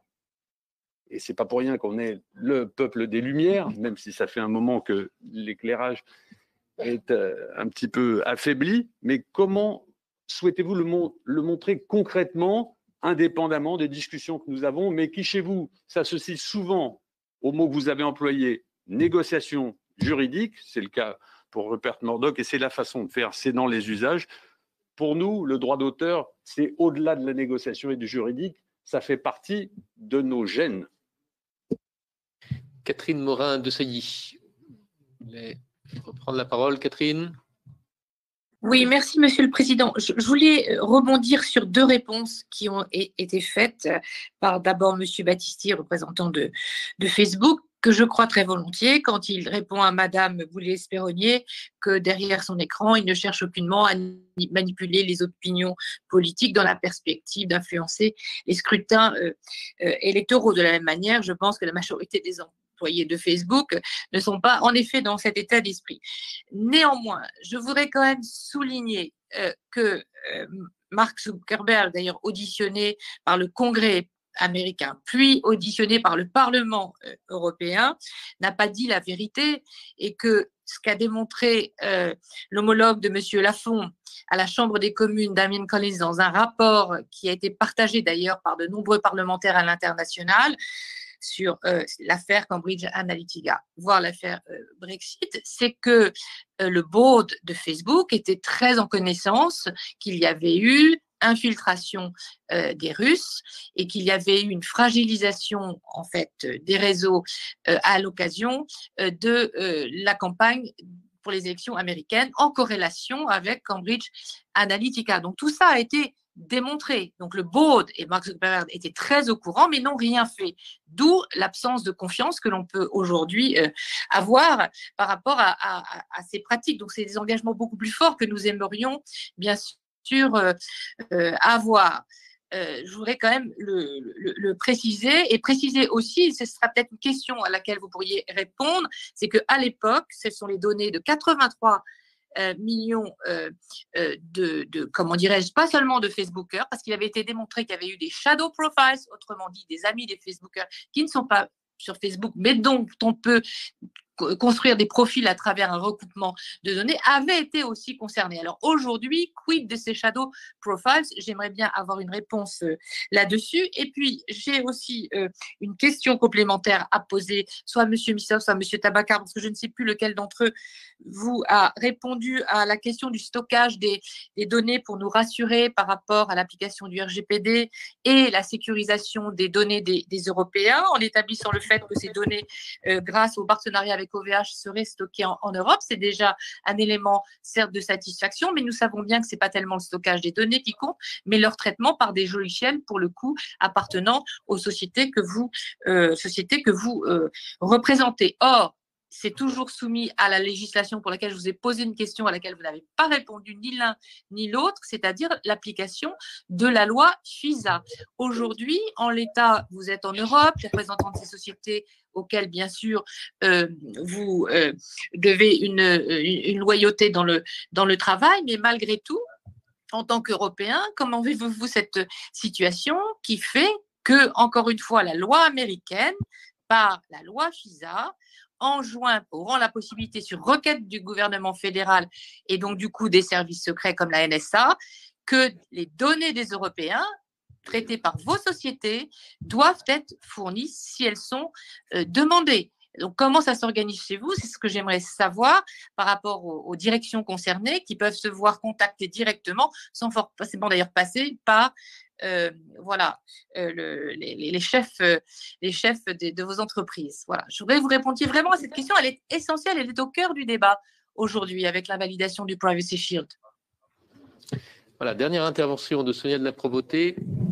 Et oui. Ensuite, nous laissons répondre à cette dernière série. C'est très court parce que beaucoup de choses ont été dites sur les données, mais je pense que c'est vraiment le cœur du sujet, c'est comment on est protégé par rapport à l'usage qui est fait de la géolocalisation, nos réseaux relationnels, nos réseaux familiaux, nos goûts, nos appétences politiques, par exemple, nos questions sanitaires, des données de santé. On voit bien que tout ça, finalement, fait l'objet d'un amalgame et les algorithmes ont pour mission de... En tout cas, on imagine, de nous amener dans cette fameuse bulle qui était évoquée tout à l'heure et un environnement qui nous met dans ce qu'on aime et un peu moins dans ce qu'on n'aime pas, quoi. Et donc, finalement, on crée des groupes dans la société cernés par des domaines bien précis. Moi, je voulais juste poser une question par rapport à ça. C'est parce que du coup, je m'interroge sur la façon dont vous cherchez à avoir les algorithmes, hein, pas vous personnellement, enfin vos sociétés, dont on cherche à avoir les données, pour qu'est-ce qui motive cette recherche de données, quel usage en est fait derrière, comment on est protégé et est-ce que cet usage de données personnelles, au bout du compte, nous amène à une exploitation personnelle dans des entreprises dont le but n'est pas forcément altruiste. Et je parle des données de santé parce que je pense que c'est absolument la caricature de tout ça. Il y a eu un questionnaire sur Facebook, Covid. On a eu ça pendant plusieurs mois. Et donc, moi, je n'y ai pas répondu, bien sûr, mais j'imagine qu'un très, très grand nombre, c'était répondez parce qu'on a besoin de connaître au plan international et national l'exposition et l'épidémie. Je voulais poser juste une question. Qui a commandé le questionnaire? Pourquoi ce questionnaire a été mis en œuvre? Que sont devenues les données de ce questionnaire? Qui en a fait l'exploitation? Et est-ce que finalement Facebook, de son propre fait, s'est pas lancé dans une participation altruiste, j'allais dire, et bienveillante vis-à-vis de la population mondiale, vis-à-vis de cette épidémie, en quelque sorte, voilà. Pourquoi ce questionnaire et qu'est-ce que c'est devenu tout ça? Voilà, nous vous laissons répondre. Je ne sais pas qui commence. M. Battesti. Très sincèrement, je sais que l'on publie parfois des questionnaires pour savoir si vous avez trouvé telle ou telle information utile. Je ne sais pas si c'est là dont on parle. Je n'ai pas moi-même. Mais ça parlait de quelle question? C'est juste pour savoir. Vous ne savez pas? D'accord. Alors, ce que je vous propose, parce que je ne veux pas répondre à côté de la plaque, ça me chagrinerait. Peut-être qu'on peut s'en parler a posteriori, mais pour répondre sur la question des données de santé, écoutez, on ne traite aucune donnée de santé. On fait de l'information sur la santé, je pense que c'est ce qui est attendu de nous en ce moment, parce qu'on ne peut pas nous demander tout et son contraire, donc on doit lutter contre les fake news, mais je pense qu'on n'est pas dans le domaine de la santé. Je pense que Doctolib a beaucoup plus de données de santé que Facebook, sincèrement.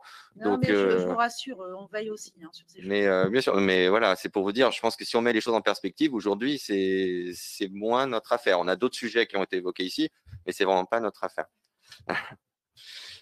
Du coup, j'embraye sur les autres réponses. Oui, voilà. Donc, rapidement, sur Mila, pour être très clair, depuis le jour 1 où cette crise est arrivée, nous sommes en relation, et notamment grâce au partenariat qu'on a eu avec e-enfance, sur un système d'alerte d'urgence. Avec elle, les contenus, mais vous imaginez bien le défi, ont été retirés. C'est quelque chose qui continue, sur lequel on est extraordinairement vigilant. Je suis moi-même en relation avec son avocat, voilà, qui peut m'appeler quand il veut pour me signaler tel ou tel problème. Et c'est, vous l'avez dit, symptomatique de quelque chose qui est malheureusement enraciné dans la société. Les réseaux, je veux dire, le harcèlement existait avant les réseaux sociaux. Sans raconter ma vie, j'ai moi-même été victime de colibés à l'école parce que je travaillais trop bien en classe. Mais je dois dire qu'il n'y avait pas de réseaux sociaux qui faisaient que ce problème continuait à la maison. Donc aujourd'hui, qu'est-ce qui est attendu de nous? C'est d'avoir des règles, d'avoir des outils et des modérateurs pour retirer ces contenus. C'est ce que nous faisons, et d'avoir des partenariats pour qu'on ait des gens qui nous aident aussi à le faire.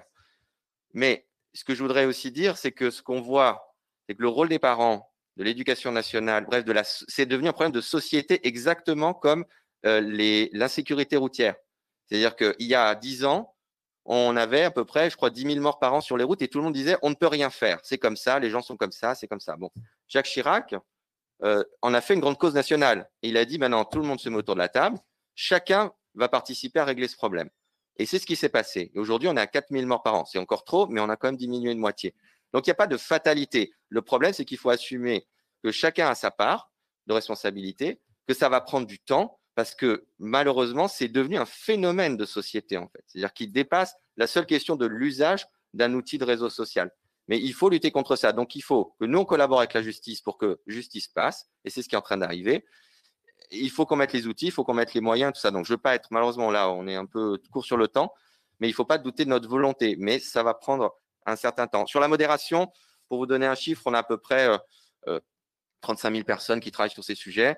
Et au dernier trimestre, on a retiré, je peux vous donner les chiffres, mais il faut rentrer dans les détails, plusieurs millions de contenus qui ont à voir soit avec les discours de haine, soit avec le harcèlement. Mais en tout cas, il faut continuer. Sur la question des données, et je ne voudrais pas la laisser de côté, et du droit d'auteur, écoutez, bien sûr, moi, en tant qu'Européen, j'ai ma sensibilité. J'ai été à la fac de droit ici. Voilà, donc bien sûr que je suis sensible à ces questions. Et du coup, on participe aussi à ce que des entreprises internationales évoluent et comprennent mieux certains sujets. J'ai beaucoup travaillé sur la régulation des contenus. Je peux vous dire que voilà, des choses ont été faites et ont progressé. Donc, sincèrement, mais je reviendrai quand même à mon point qui est de dire, au final, ce sont les États qui font les lois sur le renseignement. C'est pas nous, voilà. Et donc, il faut régler ces questions du point de vue des États. On peut contribuer à ce débat, mais c'est l'État qui légifère. Donc, il va falloir y travailler ensemble. Sur la question, enfin, des groupes et des filtres, c'est quelque chose aussi qui est souvent mentionné. Un réseau social, généralement, vous demandez comme amis les gens qui sont déjà amis avec vous. Et donc, Dominique Cardon explique très bien que vous apportez déjà quelque part sur un réseau social votre vie sociale, vos amis. Si la plupart sont de gauche, eh bien, vous allez avoir du contenu de gauche. Et s'ils sont de droite, vous aurez du contenu de droite. Et ensuite, vous allez être attiré par un certain nombre d'activités qui vous concernent. Vous êtes chasseur, vous faites des maquettes, vous êtes engagé dans telle ou telle cause, vous allez dans des groupes qui vous concernent. Donc oui, c'est une expérience intrinsèquement personnelle. Est-ce qu'elle vous enferme dans cette… Je pense qu'il faut modérer ses propos. Quand vous regardez CNews matin, midi et soir, vous êtes orienté dans une certaine bulle. Si vous regardez BFM TV, vous êtes orienté dans une certaine chose. Donc, je pense qu'il faut relativiser ces problèmes. Et surtout, je pense qu'il est important, c'est d'ouvrir je terminerai là-dessus, nos données à la recherche. Parce que je suis d'accord avec un point qui est de dire, finalement, on ne sait pas trop, parce que vous nous dites tout ça, mais on ne sait pas trop ce qui se passe. Donc, il y a de plus en plus d'initiatives qui visent à offrir à la recherche, même française, je le précise, d'ouvrir les API pour voir, quand on parle des algorithmes et de viralité, de quoi on parle. Ça touche qui et comment. Et donc ça, c'est un travail qu'il faut faire, en plus, je dirais, de la régulation stricto sensu des éléments. Pour ce qui est du droit d'auteur, écoutez, il n'y a pas plus à dire qu'il faut respecter le droit d'auteur. Voilà. C'est le droit, il doit s'appliquer. Il y a des outils pour ça, soit ce sont des outils technologiques, soit ce sont des outils financiers. Aujourd'hui, il n'y a pas à mégoter sur le respect du droit d'auteur, c'est un droit fondamental. Il doit être respecté, donc soyez rassurés sur ça. Voilà. Pardon, je voulais pas être. Et peut-être juste une question, peut-être juste rajouter sur l'élément concernant les ingérences que la sénatrice Morin-Desailly a ajouté. Oui. Alors, déjà, concernant l'influence de l'affaire Cambridge Analytica sur le Brexit, il y a eu une enquête qui a été révélée donc, en octobre 2020 par l'Information Commissioner Office, qui est donc une autorité indépendante du gouvernement britannique qui rapporte au Parlement britannique et qui démontre clairement que l'affaire Cambridge Analytica n'a eu aucune influence sur le vote du Brexit. Donc, en termes d'impact sur les élections, déjà, c'est limité.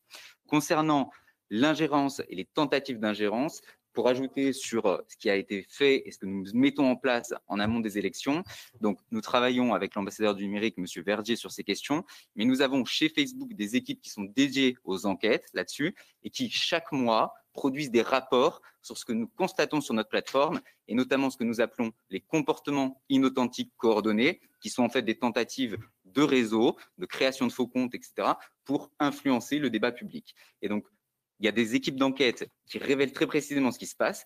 Quand nous identifions de tels réseaux, nous les fermons. Il y en a plus de 100 qui ont été fermés depuis 2017. Et en matière de faux comptes, parce que ces réseaux sont souvent alimentés par des faux comptes, ce sont 1,5 milliard de faux comptes que nous avons supprimés ce premier trimestre, par exemple, pour lutter contre ce phénomène. Donc, il y a des mesures qui sont prises et qui visent vraiment à garantir et à limiter autant que possible, en collaboration avec les autorités, l'influence des puissances étrangères sur des élections. Juste un point de précision, vous avez dit 35 000 modérateurs, j'imagine c'est au monde. En France, c'est combien? C'est un chiffre qui n'est pas actuellement rendu public, mais ça fait l'objet de discussions avec le CSA. Mais rassurez-vous, les moyens sont mis sur le marché français pour que ça fonctionne. Monsieur Missoff, par des Français, précise. Monsieur Missoff et Monsieur Tabaka. Oui, très rapide.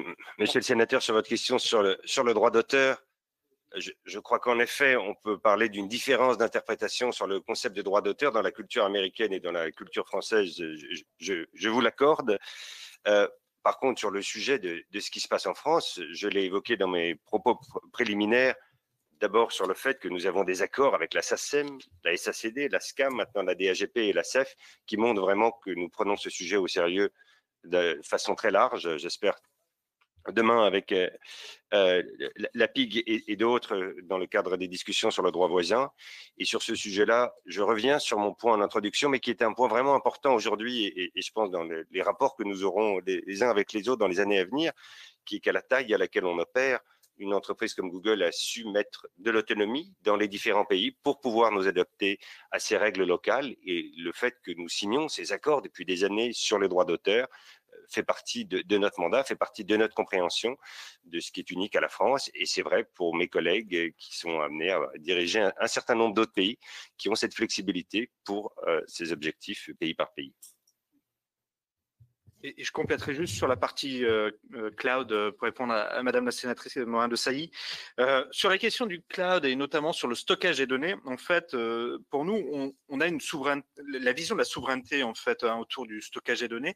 Elle repose en 3 piliers. Un pilier qui est sur lui le stockage, en fait, la souveraineté sur les données, c'est-à-dire avoir la capacité à un client, par exemple une entreprise, de décider du lieu du stockage de sa donnée, et ça c'est important, c'est de dire où est-ce que ma donnée doit être stockée, est-ce qu'elle peut être stockée en Europe et qu'en Europe ou ailleurs. Ça c'est le premier élément, c'est quelque chose qu'on offre. On offre également la capacité pour n'importe quel utilisateur de chiffrer les données, de pouvoir en fait les rendre matériellement impossible d'accès par nos équipes et ce chiffrement est géré par des tiers extérieurs et par exemple avec Thales. Le deuxième élément, Le deuxième niveau, ça serait la souveraineté qu'on va appeler opérationnelle. C'est par exemple décider de la nationalité des personnes qui vont administrer le système. C'est important parce que Madame Morin-Desailly l'a rappelé, des Américains peuvent être tentés de pouvoir avoir des échanges avec telle ou telle autorité, etc. On a la capacité, au travers de la souveraineté opérationnelle, de pouvoir gérer ce point-là. Et le deuxième point, qui est la souveraineté logicielle, Sébastien en parlait, c'est le cœur de l'accord avec OVH, c'est véritablement de déconnecter un certain nombre d'outils logiciels du réseau Google, et donc d'avoir en fait ce logiciel opéré par OVH. Donc ça, c'est des choses sur lesquelles on croit beaucoup et on pense que c'est l'approche à avoir. Madame Morin-Desailly rappelait effectivement les demandes FISA. Google avait été une des premières entreprises, je pense, il y a maintenant quasiment 10 ans, à se battre et obtenir en justice la capacité de pouvoir divulguer le nombre de demandes FISA qu'on recevait de la part des autorités américaines pour justement créer cette transparence. Et Antoine utilisait le terme d'accountability, mais véritablement cette logique où n'importe qui peut savoir effectivement combien de demandes nous sont adressées de la part des autorités les concernant ou concernant plus généralement nos produits. Voilà.